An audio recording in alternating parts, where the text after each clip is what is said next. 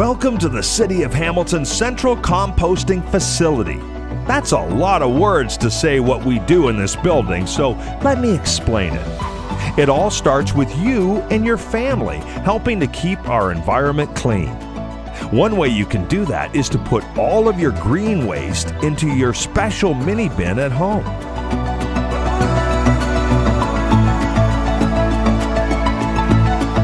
Food scraps, paper towels, and other organics are collected from your green bin weekly, loaded onto a truck, and brought to the composting facility to be processed. The trucks enter the site and are weighed in on a scale. The scale ensures we track exactly how much organic material is entering the facility.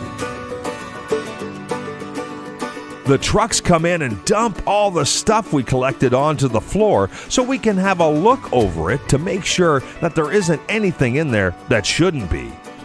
Then we use a big bucket loader to scoop it all up and put it in what we call the shredder. The shredder uses big blades and a lot of raw power to chop up and mix everything. It's like a giant blender. When the shredded stuff comes out, it goes onto a conveyor belt and passed underneath a very strong magnet to pull out any metal that might have gotten in there by accident. It keeps going along a whole series of conveyor belts, some that can move, and finally, it's dropped onto what we call a filling cassette. It spreads all the stuff in even layers over the whole tunnel. When the tunnel is filled up, we close the door and start the composting process. All the stuff will stay in this first tunnel, we call it the Phase 1 tunnel, for 7 to 10 days. Tiny microorganisms, you can't even see them without a microscope, go to work breaking down the organic matter into compost. Compost is teeming with living things. The microorganisms need a delicious mix of food to munch on. Just like you and me, they need air and water to live and work. So the floor of the tunnel is full of tiny holes that the air can blow up. And the tunnel also has a sprinkler system, so when the microorganisms are working really hard, we can keep them happy with a nice cold drink. Everything is controlled by computer, and we use the computer to look at how much air is in there, how wet it is, even how hot it is. Because we can't go in there ourselves. It's too hot and stinky. We have to keep the stuff at a very precise temperature for the composting to happen. Our computer controls all the air that comes in and goes out of the building.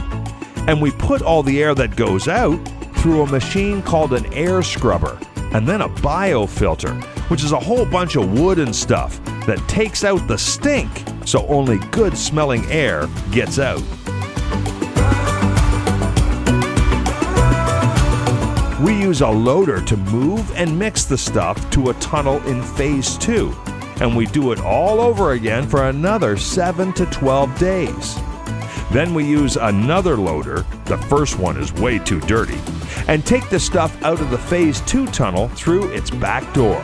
We dump it into a big hopper that breaks up all the stuff, and then it gets sent to our screening plant.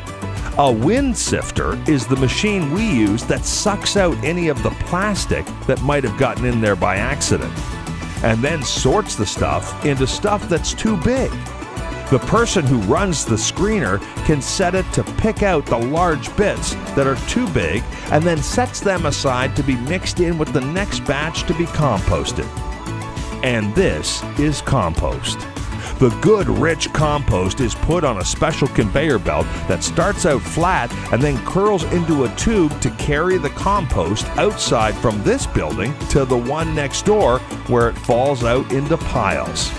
We let the piles sit for a while, a few days or weeks, to make sure the compost is all grown up and ready to use.